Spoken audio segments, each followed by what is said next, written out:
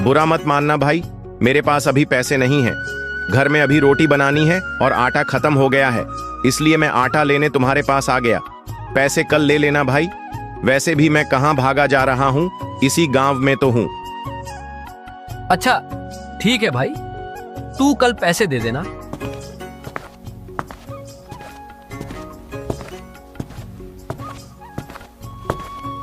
थोड़ी देर बाद रामदीन की दुकान पर मुंगेरी लाल नाम का एक आदमी आता है और मदन से कहता है, अरे मदन, जरा 1 किलो चावल दे दो।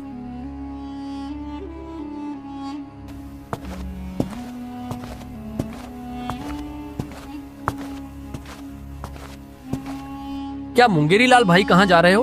तुमने तो चावल के पैसे ही नहीं दिए। मुझे माफ कर दो मदन, मेरे पास अभी पैसे नहीं हैं। अगर आज मैं ये चावल नहीं ले जाऊंगा तो मुझे और मेरे बीवी बच्चों को भूखा ही सोना पड़ेगा। अच्छा ठीक है मुंगेरी लाल भाई, कोई बात नहीं, तुम बाद में पैसे दे देना।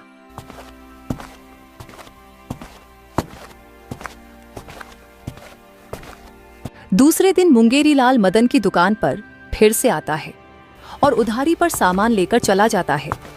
इस तरह मुंगेरी लाल रोज मदन की दुकान पर आता और उधारी पर सामान ले जाता। ऐसा वह रोज करने लगता है।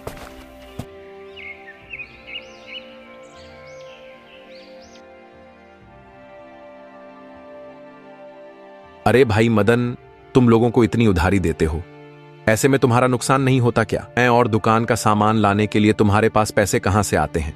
सब ईश्वर की कृपा है भाई, उनकी कृपा से मेरी दुकान बहुत अच्छी चलती है। जिस किसी को अनाज की जरूरत होती है मैं उसे उधारी पर सामान दे देता हूँ। वैसे भी सारे लोग गांव के ही तो हैं, वह लोग कहाँ भागे जा रहे हैं। आज नहीं तो कल उधारी चुका ही देंगे। अगर किसी को जरूरत है और वह हमारे पास आता है तो उसकी सहायता तो करनी ही चाहिए ना। अब मुंगेरी लाल को ही देख लो, बेचारा कितनी तंगी में चल रहा है।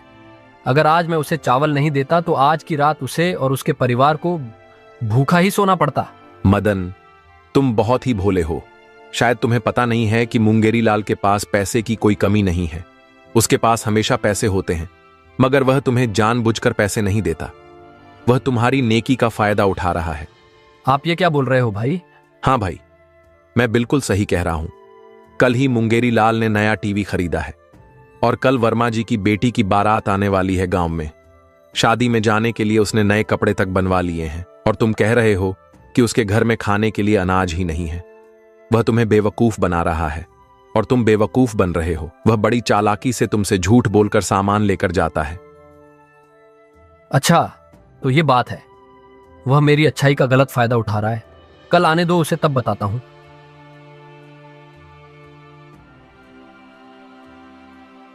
ये क्या, आज आप फिर से फ्री का सामान लेकर आ गए? हाँ भाग्यवान, हमारे गांव में जो मदन नाम का गधा है वह रोज मेरी चिकनी चुपड़ी बातों में आ जाता है। मैं उसके सामने थोड़ा सा गिड़गिड़ा देता हूँ और वह मुझ पर दया खाकर मुझे हमेशा उधारी पर सामान दे देता है। मगर ये सब कब तक चलेगा? वह कब तक आपको उधारी पर सामान देता रहेगा? कभी ना कभी तो आपको उसे पैसे देना ही होंगे। अरे भाग्यवान, तुम चिंता क्यों करती हो? मैं उस मदन के पैसे कभी नहीं दूंगा। मैं उसे ऐसे ही झूठ बोलकर घुमाता रहूंगा। वैसे भी उसकी दुकान बहुत अच्छी चलती है। थोड़ा सा सामान मुझे मुफ्त में दे देगा तो उसका क्या घट जाएगा। अगर उसने कभी पैसे मांगे भी तो मैं उसके सामने रोनी सूरत बनाकर दिखा दूंगा कि मेरे पास बिल्कुल भी पैसे नहीं हैं। वह मूर्ख तुरंत मान जाएगा और खुद ही कहेगा कि कोई बात नहीं है, मुझे बाद में पैसे दे देना। मदन सिर्फ मुझे ही थोड़े ना उधारी देता है, गांव के बहुत सारे लोगों को भी वह उधारी पर राशन देता है। भाग्यवान, कल तुम देखना, कल मैं उससे कैसे 5 किलो आटा लेकर आता हूं।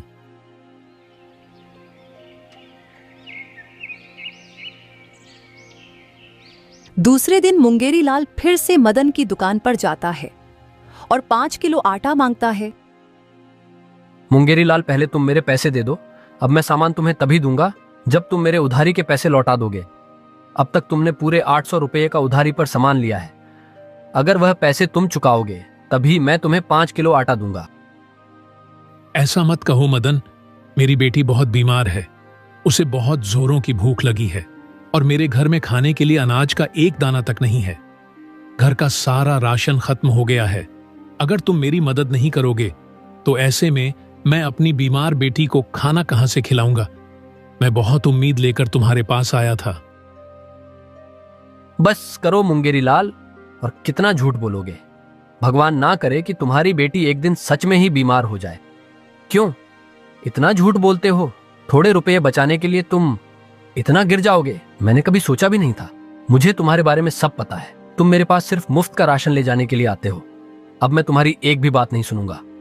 तुम्हें मेरे पैसे देने ही होंगे। मैं अब तुम्हें उधार में कोई सामान नहीं दूंगा।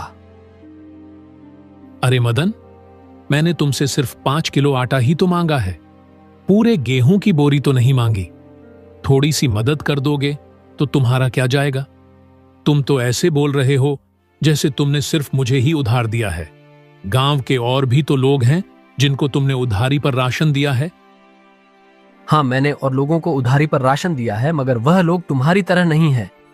उन सब ने मुझे पैसे दिए हैं, मगर तुम ही एक ऐसे हो जिसने मुझे कभी पैसे नहीं लौटाए।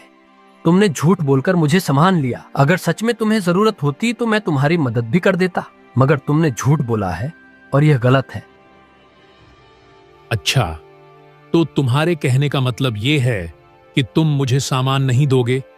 देख लेना, जिस दुकान के भरोसे तुम इतना अकड़ के बोल रहे हो ना, एक दिन तुम्हारी दुकान ही बंद हो जाएगी, तब तुम्हें समझ आएगा। तुम्हें जो कहना है कहते रहो। मुझे मेरे कर्मों पर और मेरे ईश्वर पर पूरा भरोसा है। लेकिन अगर मैं तुम जैसे लोगों को उधार देता फिरूंगा तो जरूर मेरी दुकान एक दिन बंद हो जाएगी। अब जाओ यहां से, मैं तुम्हें कुछ नहीं दूंगा। अच्छा, तो ठीक है, फिर अभी के लिए मैं यहां से जा रहा हूं। तुम्हें इसकी कीमत चुकानी पड़ेगी।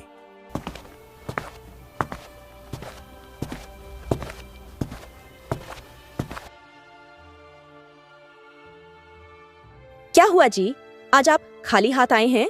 आप राशन क्यों नहीं लाए? वैसे आप क्या कर लोगे जी उसका? हाँ भाग्यवान, मदन को मेरे बारे में पता चल गया है।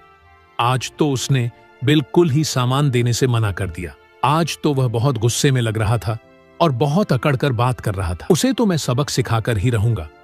उसकी ये अकड़ उसकी दुकान की वजह से है, जो बहुत चल रही है। उस दुकान से उसको अच्छा मुनाफा हो जाता है। आज जिस तरह से उसने मुझसे बात की है कि मुझे उस पर बहुत गुस्सा आ रहा है। अगर उसकी दुकान उससे ना छीन ली तो मेरा नाम भी मुंगेरी लाल नहीं। मैं सिर्फ बोलता नहीं हूं, करके दिखाता हूं।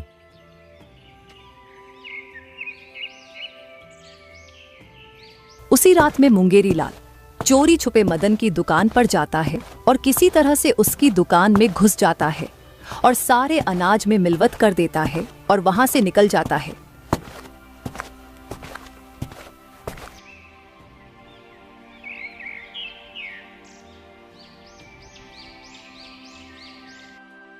तीन दिन बाद मदन के घर एक आदमी आता है।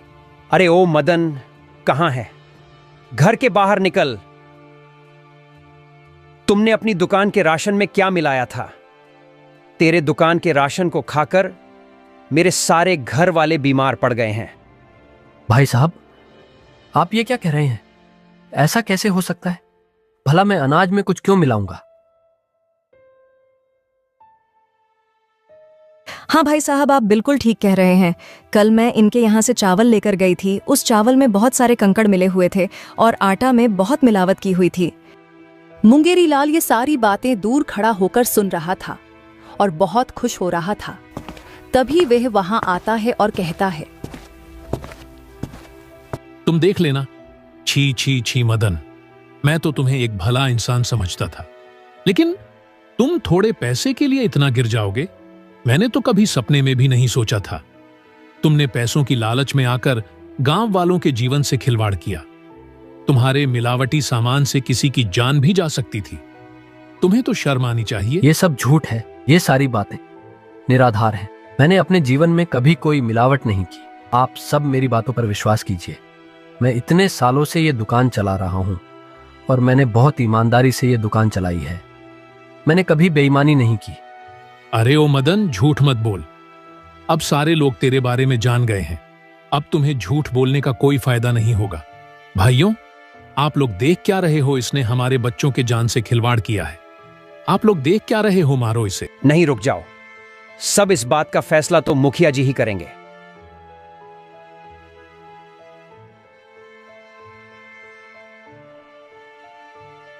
मुखिया जी, मेरी बात का भरोसा कीजिए, मैंने कुछ नहीं किया है। मुखिया जी, ये झूठ बोल रहा है। इसने ज्यादा पैसे कमाने के चक्कर में ये सब किया है। तभी मैं सोचूं कि यह लोगों को हमेशा उधारी क्यों देता है। इसके पास इतने पैसे कहां से आते हैं जो इसकी दुकान हमेशा सामानों से भरी रहती है। पता नहीं यह कब से लोगों को छूना लगाते आ रहा है। ये लोगों की जिंदगी से खिलवाड़ करता है। इसे सजा तो जरूर मिलाना चाहिए। मुखिया जी, मेरी बात सुनिए। मैंने अपनी जिंदगी में कभी कोई बेईमानी नहीं की और ना ही मैं ऐसा कभी कुछ कर सकता हूँ। और रही उधार देने की बात, तो उधार देकर मैं लोगों की मदद करता था। अगर कभी किसी के पास पैसे नहीं रहते थे, इसलिए मैं उनकी मदद कर देता था। मुझे लोग बेवजह बदनाम कर रहे हैं। मुखिया जी, मेरे साथ ये अन्याय हो रहा है। आज तक कभी किसी ने भी मेरी शिकायत नहीं की। मेरी दुकान का सामान हमेशा अच्छी क्वालिटी का होता है। फिर ये लोग कैसे कह सकते हैं कि मैंने अपने सामान में मिलावट की है? मुखिया जी, ये झूठ बोल रहा है। मैंने अपनी आंखों से देखा है इसे अपने सामान में मिलावट करते हुए। इस बात का गवाह मैं हूं। यह कई दिनों से मिलावट करता आ रहा है। पहले शायद कम मिलावट करता था, इसलिए अब तक पकड़ा नहीं गया। और अब ये ज्यादा पैसों के लालच में आकार ज्यादा मिलावट कर रहा है। इसीलिए लोगों की तबीयत खराब होने लगी है। मैंने कुछ नहीं किया मुंगेरी लाल। मैंने तुम्हें उधार देने से माना किया, इसलिए तुम झूठ बोल रहे हो ना? कहीं ये सब तुमने तो नहीं किया? हे भगवान, अब तो ये मुझे ही बदनाम करने लगा है। मुखिया जी, देखिए तो जरा, उल्टा चोर कोतवाल को डांटे। दुकान तेरी है, मिलावट तू करता है और मुझ पर इल्जाम लगाता है। मुखिया जी, इसकी बातों पर विश्वास मत कीजिए। यह पूरी तरह से फंस चुका है, इसलिए यह झूठ पर झूठ बोले जा रहा है। देखो गांव वालों, मैं सच बोल रहा हूं ना। और इसे सजा मिलानी चाहिए कि नहीं? मुझे तो लगता है कि इसे इस गांव से निकाल देना चाहिए। हाँ मुखिया जी, मुंगेरी लाल बिल्कुल ठीक कह रहा है। मदन को सजा मिलनी ही चाहिए। इसे यहाँ रहने का कोई अधिकार नहीं। इसे धक्के मारकर इस गांव से निकाल दो। मदन, मैं तो तुम्हें एक नेक इंसान समझता था, मगर तुम इतने घटिया आदमी निकलोगे मैंने तो कभी सोचा भी नहीं था। तुमने गांव वालों के जीवन से खिलवाड़ किया है। गांव के सभी लोग तुम पर भरोसा करते थे और तुम्हारे ही दुकान से सामान खरीदते थे। आज उनकी जान पर बन आई है, वह भी सिर्फ तुम्हारी वजह से। तुमने पैसों के लालच में आकर उन्हें धोखा दिया है। तुम्हें इसकी सजा जरूर मिलेगी। तुम्हें अभी इस वक्त ये गांव छोड़कर जाना होगा।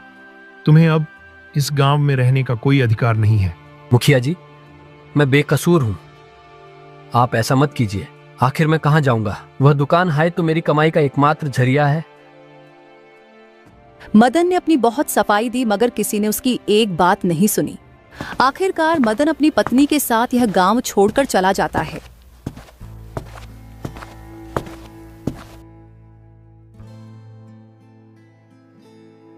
सुनो जी, अब हम कहाँ जाएंगे और कहाँ रहेंगे?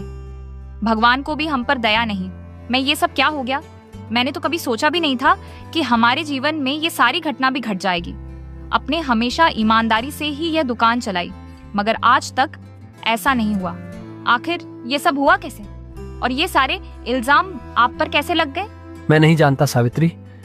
किसी ने जानबूझकर मुझे फंसाया है। मुझे तो मुंगेरी लाल पर ही शक है। वही मुझे धमकी देकर गया था। मुझे तो उसी पर शक है। मैंने तो आपसे पहले ही कहा था, इतने ज्यादा लोगों को उधारी मत दीजिए। आप ही उस पर दया खाकर उधार देते रहे। अब देखा, आपने इतने दिनों की मदद के बदले उसने आपको क्या दिया?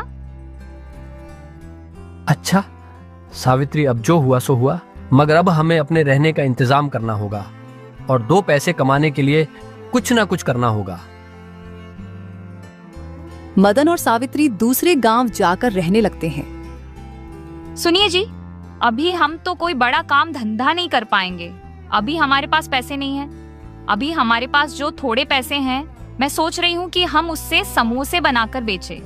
मैं अच्छे समोसे बना लेती हूँ, उससे हमारे घर का खर्चा चल जाएगा। हाँ सावित्री, ये बात तो तुम ठीक कह रही हो। हम यही करेंगे। कुछ दिन ऐसे ही बीत जाते हैं। सावित्री मदन को समोसे बनाकर देती है और समोसे लेकर मदन बाजार में बेचने के लिए चला जाता है। समोसे ले लो, खस्ता करारे समोसे, गर्मा गर्म समोसे, स्वादिष्ट समोसे। समोसे का दाम है आलू इनाम है। भैया। अरे वो समोसे वाले, जरा 2 समोसे तो देना। समोसे ले लो, समोसे ये लीजिए भाई साहब, मेरे समोसे बहुत ही स्वादिष्ट होते हैं। आप एक बार खाएंगे तो इसके स्वाद को ना भूल पाएंगे। अरे हाँ भाई, तुम्हारे समोसे तो वाकई में बहुत ही स्वादिष्ट है। खाकर तो मजा ही आ गया। बहुत अच्छे समोसे हैं। ये लो भाई तुम्हारे पैसे। मदन के सारे समोसे बिक जाते हैं और उस दिन उसकी अच्छी कमाई हो जाती है। ये बात जब मदन घर जाकर बताता है तो सावित्री भी बहुत खुश हो जाती है। दूसरे दिन भी मदन समोसे लेकर बाजार बेचने के लिए चला जाता है।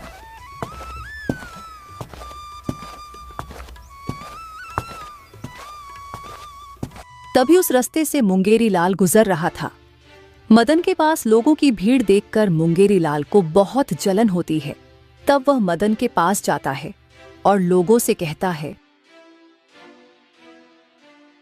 अरे तुम लोग ये क्या कर रहे हो? इससे समोसे क्यों खरीद रहे हो? ये अपने सामान में मिलावट करके बेचता है, जिससे लोगों की तबीयत खराब हो जाती है। इससे समोसे लेना मतलब कि अपनी जान मजाक में डालना है। इस बेईमान आदमी से समोसे मत खरीदो। सारे लोग मुंगेरी लाल की बातों में आकर बिना समोसे खरीदे वहां से चले जाते हैं। क्यों मदन, कैसी रही?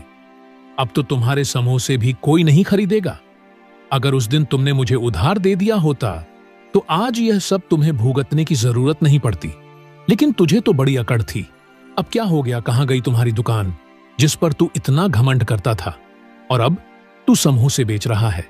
देख लेना, तुम्हारे समोसे भी कोई नहीं खरीदेगा। तू तो भूखा मरेगा। मुंगेरी लाल, तुम जो ये मेरे साथ कर रहे हो ना, ऊपर वाला ये सब देख रहा है। ऊपर वाले की लाठी में आवाज नहीं होती। मैंने तो हमेशा तुम्हारी मदद ही की थी, मगर मेरी मदद का बदला तुमने इस तरह से चुकाया है। भगवान तुम्हें इसकी सजा तो जरूर देगा। भले ही तुमने जो किया किसी ने नहीं देखा, मगर ऊपर वाले ने तो सब कुछ देखा है और तुम्हें इसकी सजा एक ना एक दिन जरूर मिलेगी। इतना कहकर मदन अपने समोसे की टोकरी लेकर घर चला जाता है और मदन ने सावित्री को सारी बात बताई।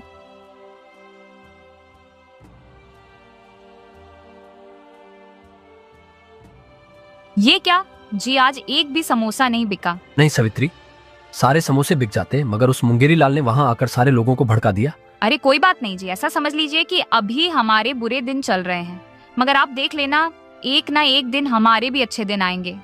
ये बुरा समय भी कट जाएगा। बस आप हिम्मत रखिए, सब ठीक हो जाएगा।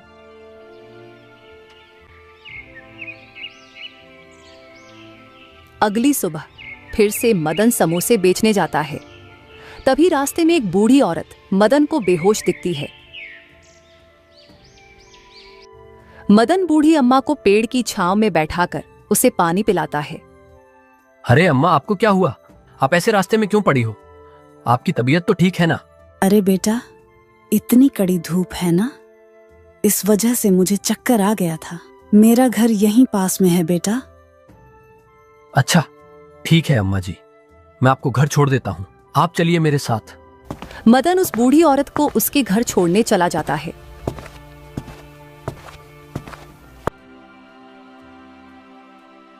बेटा, तुमने मुझ बूढ़िया की बहुत मदद की।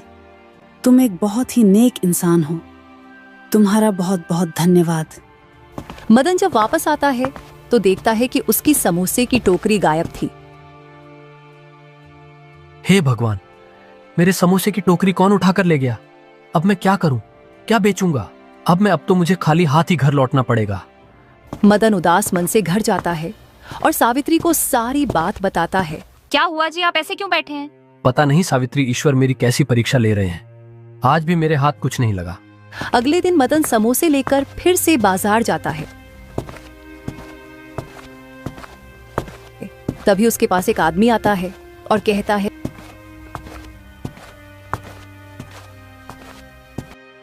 अरे ओ समोसे वाले भाई, मुझे तुम्हारी मदद की बहुत जरूरत है। क्या तुम मेरी मदद करोगे? मेरे यहाँ अनाथालय में बहुत सारे अनाथ बच्चे हैं जिन लोगों का इस दुनिया में कोई नहीं है। आज उनके खाने का मैं कोई इंतजाम नहीं कर पाया। आज वे सारे बच्चे भूखे हैं। मुझे तुमसे यह सारी बातें कहते हुए बहुत बुरा लग रहा है, मगर मैं क्या करूं? मैं बहुत मजबूर हूं। क्या तुम मुझ पर यह उपकार करोगे? मुझे बच्चों के लिए समोसे चाहिए, मगर मेरे पास अभी पैसे नहीं हैं। मेरे पास जब पैसे आ जाएंगे तो मैं तुम्हें सारे पैसे लौटा दूंगा, मगर अभी के लिए तुम मुझे कृपा करके यह समोसे दे दो। मदन को उस व्यक्ति पर दया आ जाती है और वह बिना सोचे समझे सारे समोसे उसे दे देता है। भाई, तुम्हारा बहुत बहुत धन्यवाद। सच में तुम्हारा दिल बहुत बड़ा है। आज तुमने मुझे यह समोसे दिए हैं, देख लेना। इसके बदले ऊपर वाला तुम्हें बहुत कुछ देगा। अच्छा ठीक है भाई, मैं चलता हूं।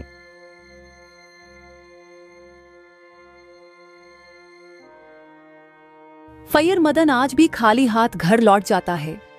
आज मुझे एक आदमी मिला था जिसने मुझसे अनाथ बच्चों के लिए समोसे मांगे। बेचारे अनाथ बच्चे भूख से तड़प रहे थे। मुझे उन पर दया आ गई, इसलिए मैंने उन्हें सारे समोसे दे दिए। मुझे माफ कर दो सावित्री, आज भी मैं 1 रुपए तक नहीं कमा सका। सुनिए जी, आज घर में खाने के लिए कुछ भी नहीं है। सुबह जो मैंने समोसे बनाए थे उसी में से 4 समोसे मैंने रख दिए थे। मुझे लगा था आप आते समय राशन लेकर आओगे, तब मैं खाना बनाऊंगी, मगर आप तो आज भी कुछ नहीं ला पाए। अब तो वह समोसे खाकर ही हमें सोना पड़ेगा। दोनों पति पत्नी बहुत ही निराश होते हैं। बाहर बहुत तेज बारिश शुरू होने लगती है। तभी बारिश में भीगते हुए उनके घर एक साधु महाराज आते हैं।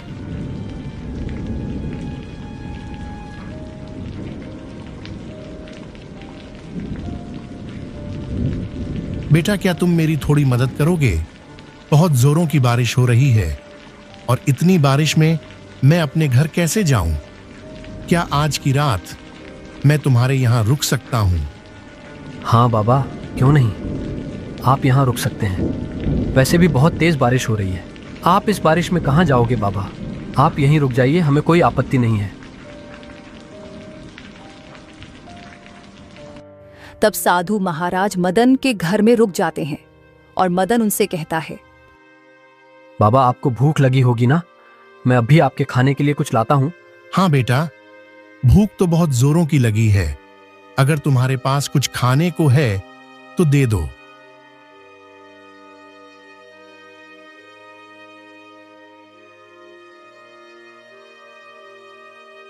सावित्री, मुझे लगता है जो समोसे बचे हैं वह भी हमारे नसीब में नहीं है।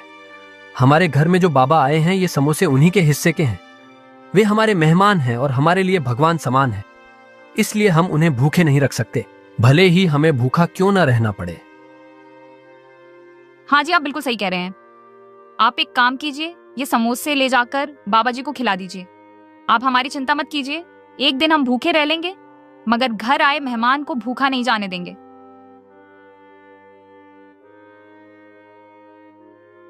फैयर मदन वे सारे समोसे साधु बाबा को खिला देते हैं और साधु बाबा वे समोसे खाकर सो जाते हैं।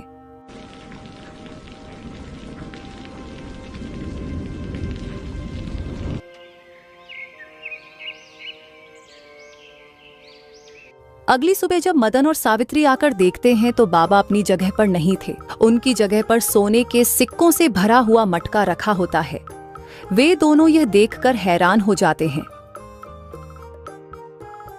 हे भगवान, इतने सारे सोने के सिक्के, और वे बाबा कहाँ गए? दोनों पति पत्नी मिलकर साधु महाराज को बहुत ढूंढने की कोशिश करते हैं, मगर उन्हें साधु महाराज कहीं नहीं दिखते। फिर दोनों पति पत्नी घर वापस जाते हैं।